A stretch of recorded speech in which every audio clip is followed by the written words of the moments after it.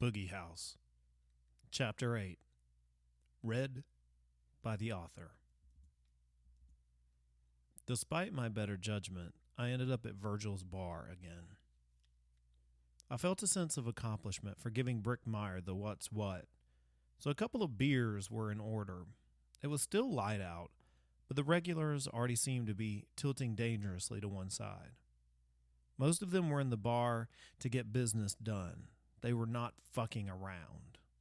They drank real drinks, got real drunk, told sloppy, outrageous lies with a slight glimmer in their eyes. I felt very much at home. I pinned a stool down at one end of the bar and felt a familiarity in the tattered leather as I leaned back. Every chair in the place had a heavily used feel, and stuffing poked out of the holes not covered by beer labels or duct tape. I took the bar thinker's pose, hunched forward and staring into the senseless gold of my high life. Unlike the other patrons, I wasn't contemplating where it had gone wrong with me. There would be time for that when this was all over. I was thinking about Emmett Laveau, what reason he had entering my life, and the distraction helped keep my blood from doing the jitterbug inside of me. In a late afternoon draining of color, the bar was a good companion. The stale beer smell and hazy smoke cloud pressing against the ceiling. The doors had been left open to let in some fresh air. It was conducive to drinking. So that's what I did. I drank, and it felt nice. The beer gave me a pleasant buzz, even if I had to fight off the nagging feeling that maybe it wasn't making me a better dude. A hard clap on the back jarred me out of my thoughts. I jerked and turned to face the third or fourth biggest man I'd ever seen in my life. Luckily, he smiled. "Roll, it looked like you were staring into a crystal ball there." He pointed at the beer. "There ain't where you'll see anything worth finding." "Deuce, Jesus, you scared me. Shit. Don't you know it's not a good thing to do to me these days?" Deuce took a seat, pointed at my beer, signaling to the barkeep for a high life. The stool seemed to grunt under his weight. "Fuck, man, you're the talk of the town. This is the last place I expect you to be." He paused and sighed, "Yet here you are." Should I be worried? I lit a cigarette. As a bail bondsman, I would offer up that you don't be seen drinking in public, especially with a bail bondsman. Might complicate your case. Still, man's got to make his own mistakes. Can't make them for him. "At least this way," I said, taking a long tug on my cigarette. "You know I'm not a flight risk. Can't go very far from sitting right here." Lewis arrived with the high life, and Deuce knocked back a third of it in a single gulp. He grimaced like a man who'd found a cigarette in his coffee mug. "I normally drink Bud. This stuff, pigs wouldn't roll around in." He shrugged and took another swig before putting it down. "It's cold, I guess." "That it is. Cold beer and cold hearts, that's all they got in here." He turned and raised his beer to a few people, who grinned and waved back. He was the only black dude in the bar, and though the George Wallace mentality sometimes still pervaded the junction, it had never really applied to him. People were probably too afraid to enforce it. "You don't mean that. The NFL may have been your livelihood, but bringing in bail jumpers is your passion." He smiled. "You may be right." I went ahead and paid for Deuce's second round. He'd had a rough day, as evidenced by the rip on the neckline of his t-shirt, but he didn't mind that. He didn't have to work very hard to be good at his job. A couple years on the D-line for the Saints afforded him the kind of leisure at his job most 9-to-5ers dream about, both financially and physically. He wasn't an asshole or a bully because he didn't have to be. He was bigger than most men by half, but it was also just his natural disposition. Guys he dealt with now, though, don't fear big guys. They'd been hardened by the gutters of this world and tried to find weakness in a man's size. Didn't matter. I'd once seen Deuce drag two lifers in on their court dates, both men sweating and dazed, but otherwise all right. He wasn't mean, but he was hard-nosed and didn't shy away from violence. I made friends with Deuce freshman year of high school, before he had scouts breathing down his neck, one of my only true friends in this world. Maybe the only one. Sports Center was playing on the old tube set above the bar, and we watched basketball highlights for a minute before Deuce said, "The world's spinning the opposite way? I haven't heard from you in a while." He was avoiding the television, all the scores, the spreads, the over-unders. Sometimes he didn't care to look at Sports Center at all. Sometimes I covered his drinks. "Hey man, I got a spending problem this week." Not often, but those nights tended to be the ones where we stared into our glasses and didn't say much. Cooped up, stomping patterns into the floors at my house, you know the deal. After a whole thing with you know what, I keep a low profile. And what, stumbling on the dead men is the way to remake your image? "Hey, can we change this?" he called to Lewis down at the other end of the bar. "I fucking hate Sports Center." This wasn't one of his weeks, apparently. We lingered for a while, just concentrating on the way the end of a day feels. I finished my first beer and immediately anticipated the second. Drinking is only half the thrill of drinking. Having a full glass on the bar in your hand, waiting on the next sip, is the other half. It's comforting. You drink when there is a drink in front of you, and you spend the moments in between in anticipation. After a while, they all taste bland, and you relish only in the coldness of the comfort they provide in conversation. Lewis changed the television to a non-sports station, Seinfeld reruns, and he turned to us for approval. One set of dudes turned in our direction, looking bent up about the channel change, but they quickly turned back to their conversation when they saw us, or Deuce.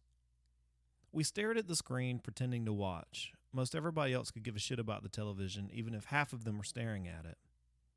"What you gonna do, Roll?" he asked. "Can't be a cop anymore. A lot of things they can forget down here, but what you did's not one of them. Same as you when you decided not to play football anymore. I'll get along. I reckon I'll work on cars, build some custom furniture maybe. I got 2 good hands on me. When they're not shaking." I held one up in my defense, steady as a board. Deuce nodded at my beer. His eyes were full of friendly contempt. "And what do you think causes that?" "The stress of life," I laughed. "Finding dead bodies, running into ladies when you're drunk, that sort of thing." I sat there, twirled the beer on the counter, mulled over how to say it. Finally, I just did. "Deuce," I said, "I think maybe this whole thing with the dead guy is bigger than just a bump and a dump. More than just a couple of white boys torturing some guy because he was black." He raised an eyebrow. "And your proof?" I told him, started with the waking up hungover and going over to the Boogie House, omitting, of course, the bit about the flashing lights and music. I took him right on up to this afternoon, with the diesel truck pulling up outside Brickmeyer's mansion. I tried to make sense of the offhand comments about the Hoover Dam and the concrete in his pool, but he didn't care about that. "Any word on that license yet?" "None whatsoever." "Do you know of a connection between the dead kid and Brickmeyer? This guy didn't catch him going with a hooker or burning some kind of legal document, did he?" "God, I kind of hope so," I said, "but no, nothing right now, just speculation. Brickmeyer's acting weird. He doesn't like for anyone to assume he's anything but the second coming," Deuce replied. "It's a kind of complex rich kids have. Leland Brickmeyer doesn't look like he's been in the deep end of the family's gene pool, but he's not stupid. The old man gave him a crash course in how to be a major league fuckwad, and now the old man's dead, so Leland doesn't have the guidance to keep him from slipping off the tracks. Normally," I said, "in these cases, the politician's banging a groupie of some kind or hiding some kind of racketeering charges." "Racketeering?" "Something like that. It's usually something illegal and something awful, something worth covering up. And in this day and age, a scandal that can't stick doesn't ruin a politician's career. Think of Clinton and Bush. They avoided scandal after scandal because they managed to discredit the charges being leveled against them. And you think that's what's happening here?" "Of course I do. That's why I'm framming the hive with a stick. I want to see what happens when the bees come out pissed and ready to sting." "Uh-huh," Deuce said. He tilted back his bottom, killed the last of his drink. Another one appeared moments later. Lewis nodded and then went off to go fiddle with an unopened bottle of Maker's Mark. "And what if you're framming the wrong hive?" "I'm good with hunches," I said, a half-assed defense. "You know this town," he replied. "Know how the people act here. We're not so far from the times when federal agents had to escort black kids into school. It can't be that impossible to imagine someone offing a dude because he's not white. And then you go and level that charge at a Brickmeyer? The Brickmeyer? I said, he is not out of touch with reality, but he has enough handlers to keep him sort of distant from it. Friends and family, they kiss his ass to the point they need chapstick just to be around him. So you want to rock the boat a little bit.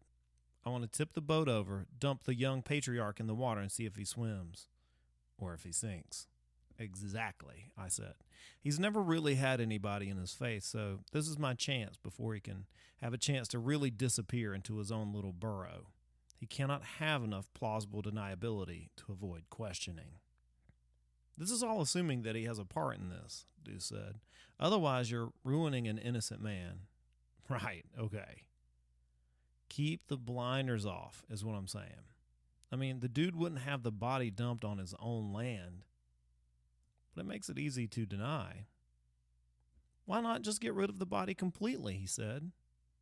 Unless he wanted it to seem obvious. Yeah, okay. I don't quite buy it, but if that's what you're working with, hey, whatever. He was defensive, I said.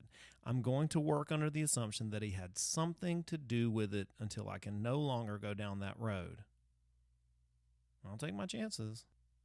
If you do anything stupid, there's only so far out on the limb I can go.